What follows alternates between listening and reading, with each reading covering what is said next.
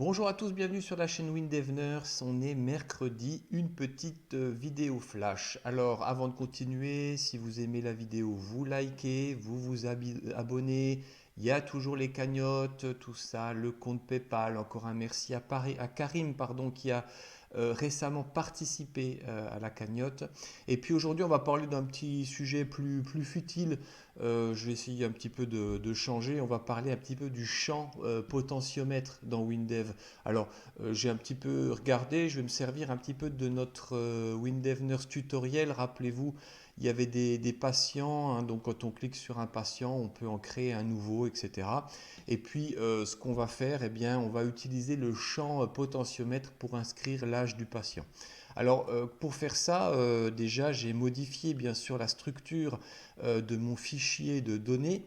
Donc, si on va pardon, voilà, hop, pardon, excusez-moi. On va sur l'analyse, on va dans la fenêtre des patients. Vous voyez, j'ai rajouté ici le patient âge, voilà, qui est un numérique. Donc c'est fait, donc ça c'était déjà modifié.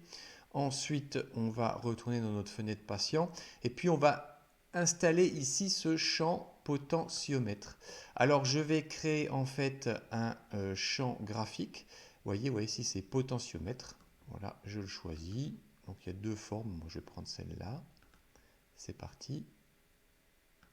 Et puis, on peut le faire apparaître pour l'utiliser. Alors, si je fais un petit go du projet, vous voyez, hop, je rentre dans eh bien, un patient. J'ai un potentiomètre, mais vous voyez, là, il ne se passe rien. Le problème, c'est qu'on n'arrive pas à voir sur le potentiomètre eh bien, la valeur qu'on sélectionne. Alors, si on va dans la description de ce champ, donc est-ce qu'on a la possibilité de faire apparaître les valeurs? Alors on peut mémoriser la valeur, on peut faire des pas, vous voyez ça c'est les écarts, on pourrait faire un pas de 10 par exemple, une valeur minimale, maximale, mais en fait il n'y a pas de moyen de voir la valeur que eh bien, on a choisie. Je vais l'appeler potentiomètre âge. Donc pour faire ça, moi je vais juste créer en fait un petit champ de saisie. Voilà, un petit champ tout simple. Voilà. Hop. Alors je vais lui enlever son nom. Là, j'ai un petit problème de batterie qui apparaît. Voilà. Donc j'ai relancé ça. Donc je vais l'appeler SAI âge. Par exemple. Je ne vais pas mettre de texte. Je vais lui donner une valeur purement numérique. Ça sera un entier. Donc on peut aller jusqu'à 100 ans généralement. Donc ça va très bien. Et puis ici, on va appliquer la même chose. Je vais le réduire ici comme ça et je vais le mettre à côté du potentiomètre. Alors évidemment, si je modifie le potentiomètre, ça ne va pas automatiquement modifier ce champ. Pourquoi? En fait, parce qu'il faut mettre un petit code en W-langage derrière. Donc je vais aller à chaque modification, hein, bien sûr, du potentiomètre âge. Je vais dire que l'SAI âge égale à pot âge. Alors on fait un petit test, hein. C'est parti.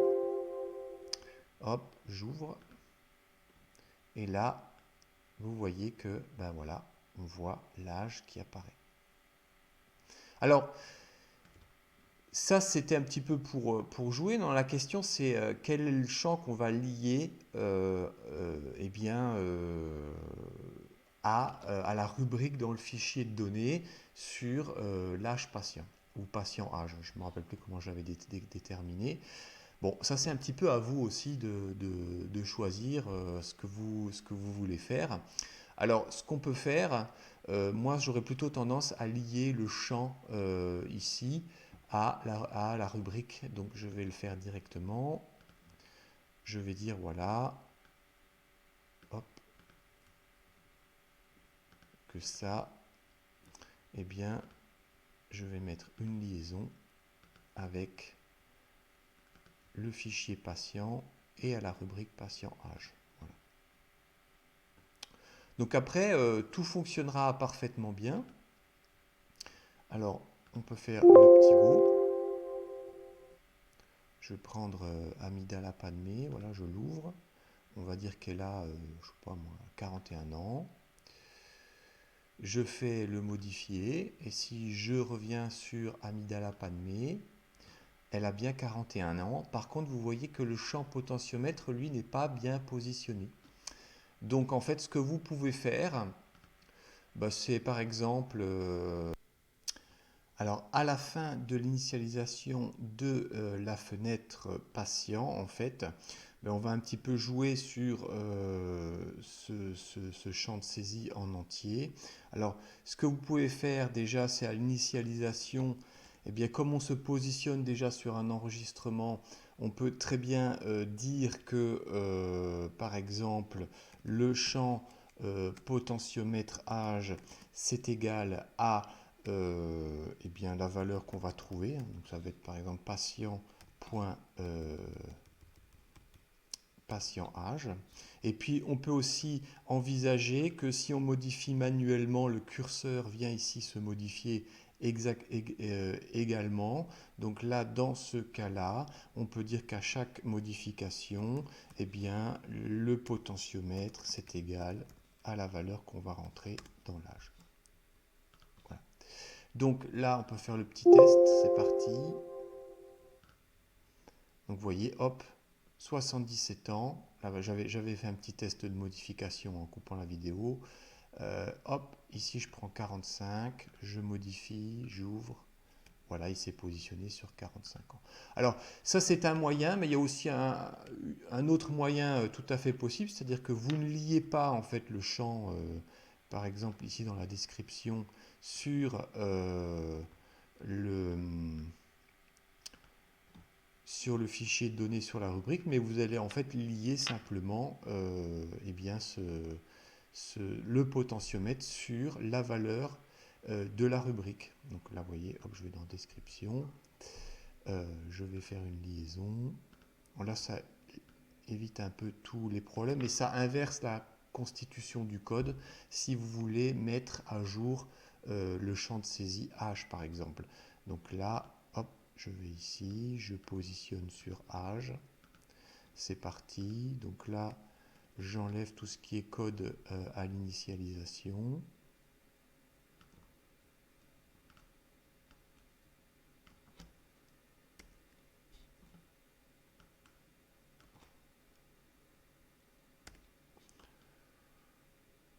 Là, je pourrais très bien dire que SAI âge, c'est égal à la valeur du potentiomètre âge. Parfait.